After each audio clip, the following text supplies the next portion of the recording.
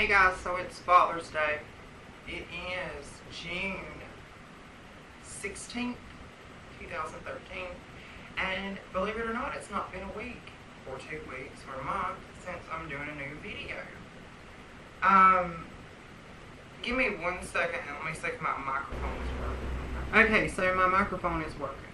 That should clear things up. But I always have to make sure because I have made videos that no one can hear before.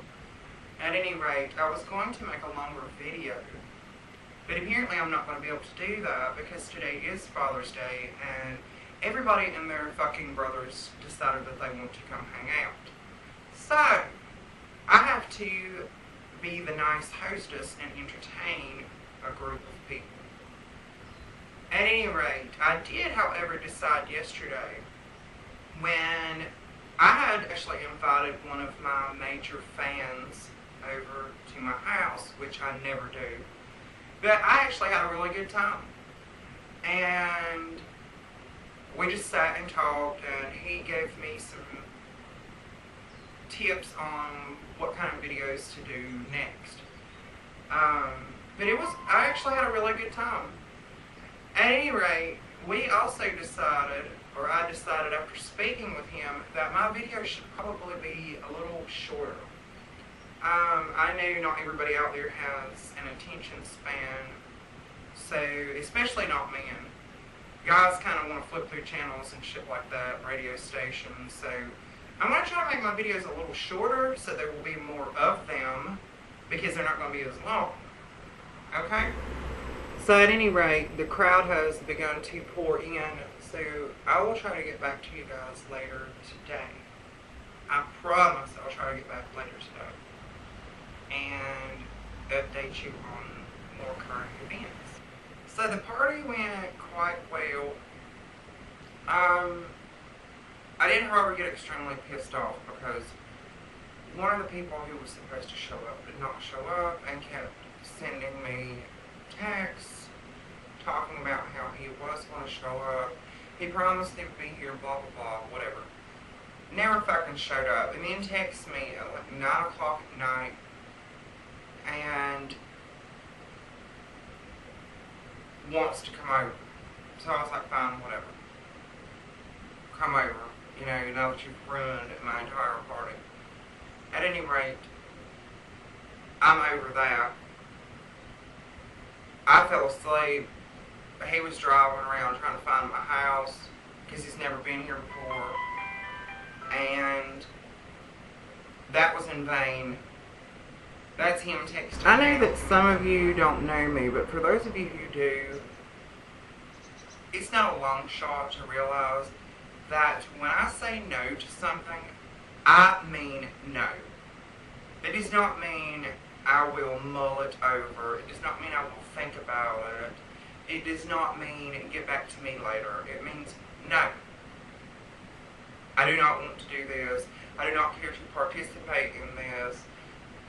Whatever the case may be. I mean no. As if you have not heard enough about my ex, my most recent ex, I suppose.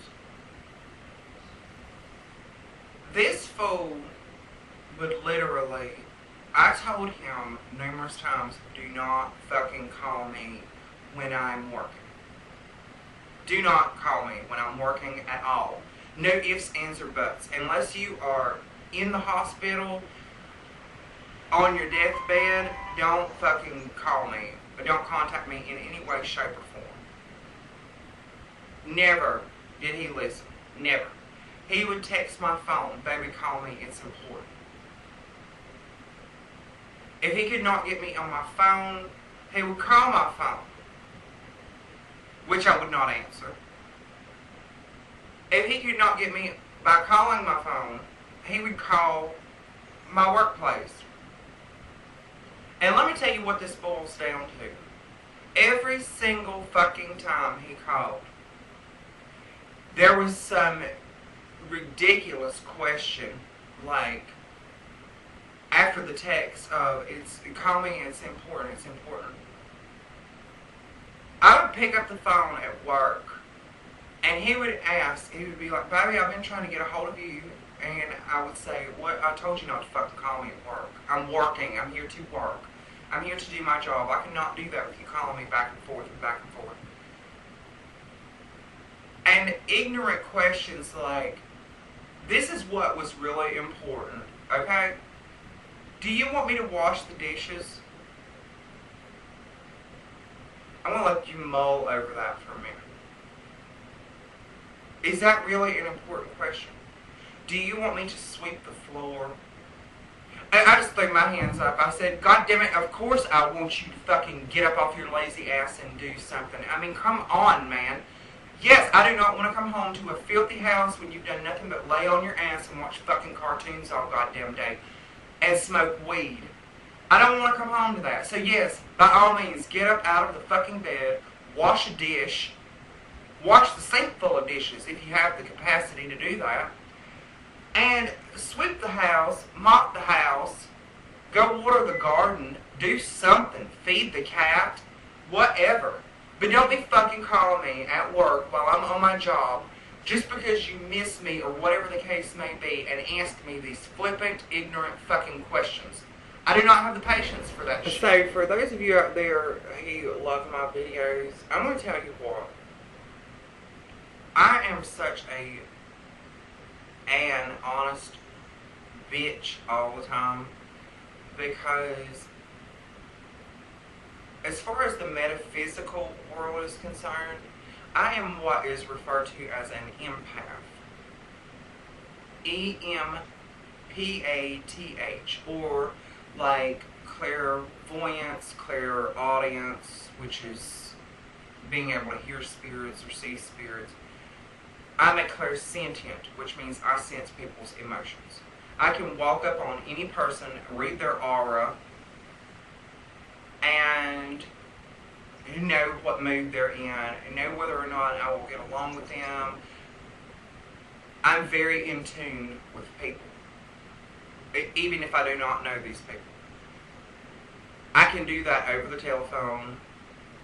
I used to read tarot cards for people, numerous other metaphysical things for others. Being an empath, let me tell you how that works. My aura absorbs information from the universe. If you walk up on me, my aura instantly absorbs information about you. If I go to work and everyone's depressed, it affects me the same way.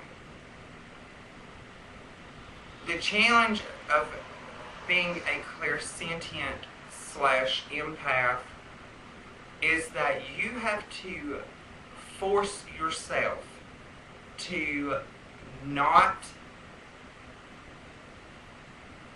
absorb everything, to try to brush off just flippant, frivolous shit that doesn't matter. And that is very difficult to do. I will not even go to the mall and shop because every single time I walk by a person, I absorb how they're feeling. If some girl is mad at her boyfriend, I absorb that shit and I take on that personality. If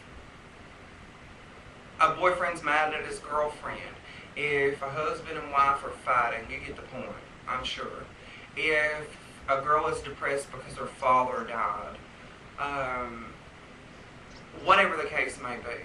If a man is mad because he bought shoes and now suddenly they don't fit, all of that, I absorb every bit of that. And when you are overwhelmed by all of those people's emotions at one time, it's enough to drive a person fucking crazy.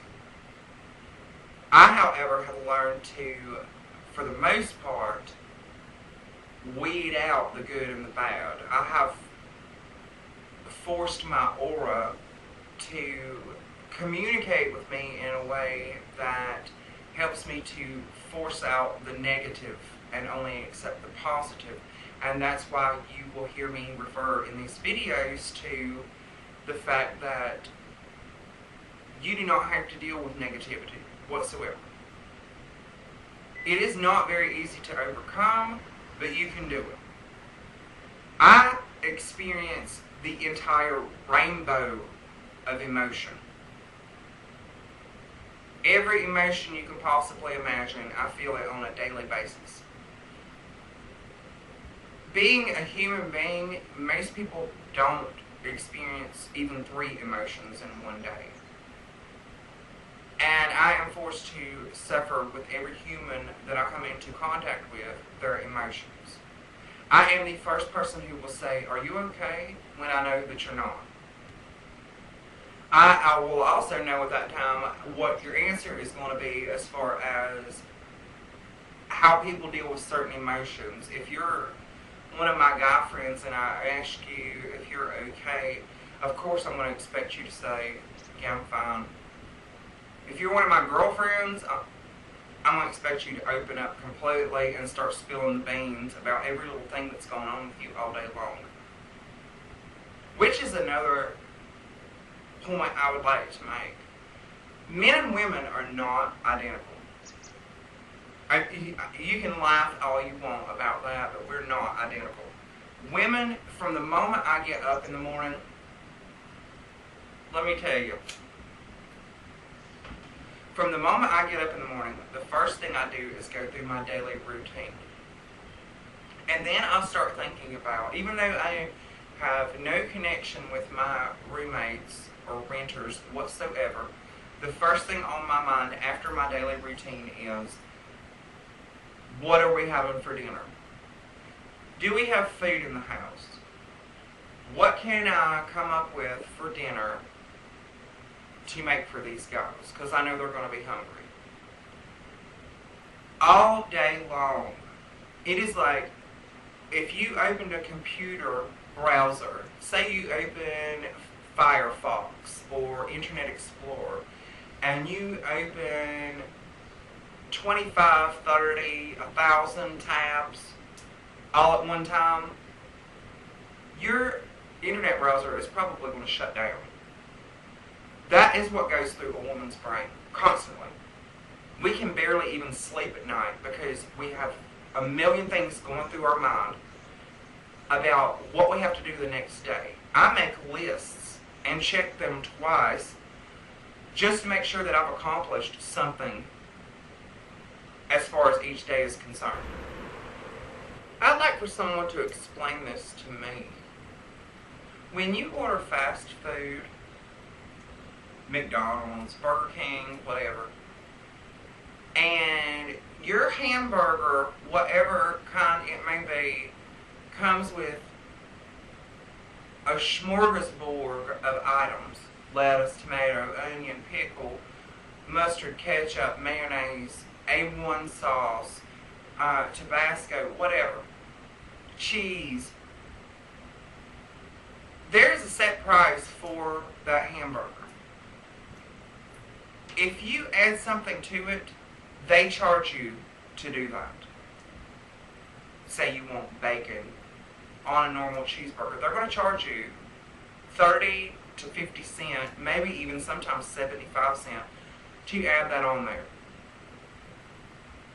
Why is it that if your hamburger comes with all those things and you don't want some of them, like the lettuce or the bacon or the egg, or you just want to order a hamburger patty by itself, why are you charged the same price?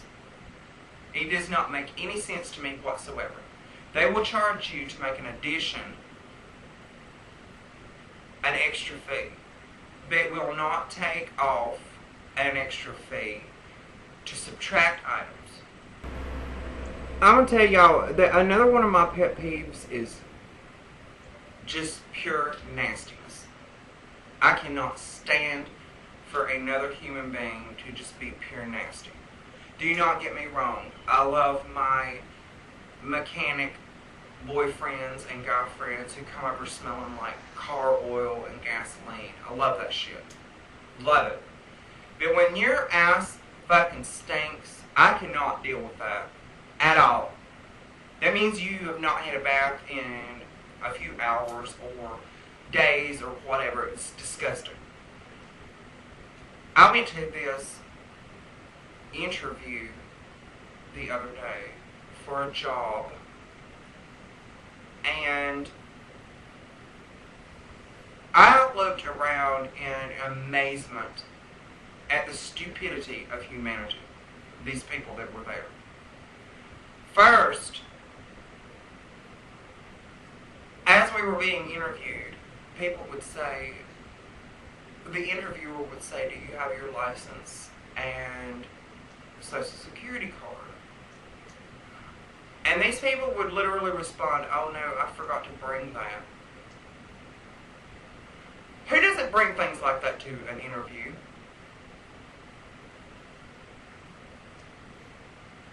That in itself blew my mind. That if you're applying for a job and you may get it, it's a requirement to have those things. They have to be copied for your W-2s, your I-9s, whatever your tax information is. When I was an employer, and I still am, honestly, with my landscaping guys, that when I was an employer working for corporate America, is my point, I would not even have continued to speak to these people that do this. I would have told them, you know what, you're not prepared, so it's obvious you don't want this job. It's that simple. I had seen, in the process of this massive interview, not only were the people that were sitting around me, there was somebody in this interview who smelled so fucking nasty. It smelled like raw sewage. Or a dumpster in 200-degree Arizona heat with rotten chicken in it. Fucking disgusting. I could even stand it having to force myself to sit through this interview simply because of that kind of shit. Take a bath, put on decent clothes on a daily basis, whether you're going to an interview or not. The disorganization and complete chaos, I would hate to be an interviewer again, and that's why I stopped working for corporate America. If someone walked up on me with filthy breath or whatever like that, or funky smells, I would have to dismiss them immediately from my presence. One girl that was in there had literally bleached her hair to the point that it was almost to the root. Her shit was fried. And I mean, it looked like French fries on top of her head. It looked like she had stuck her head in a vat of grease. That is how much she had bleached her hair. Crispy.